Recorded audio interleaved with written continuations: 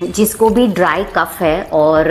जैसे खू करके खांसी आती है पर बलगम नहीं निकलता है और at the base of the throat ना थोड़ा सा म्यूकसी जैसा गोला जैसा लगता है कि कुछ स्वॉलो करते टाइम पे कुछ अटक रहा है, ऐसा फीलिंग आती है, तो उसके लिए एक दमदार इलाज मैं बोल रही हूँ, जिसमें आपको लेना है 1 ग्लास पानी, उसके अंदर आपको डालनी है लाइक 2 स्लाइसेस ऑफ जिंजर, 3 से 4 ब्लैक पेपरकॉर्न, 2 तुलसी लीव्स, एक छोटी सी लाइक से ½ इंच ऑफ मुलेठी का, जेठी मत भी उसको बोलते हैं, उसका टुकड़ा, एंड 1 चम्मच ऑफ गुड़। उसको बॉईल कीजिए and just boil till the water is half, उसको स्ट्रेन कीजिए एंड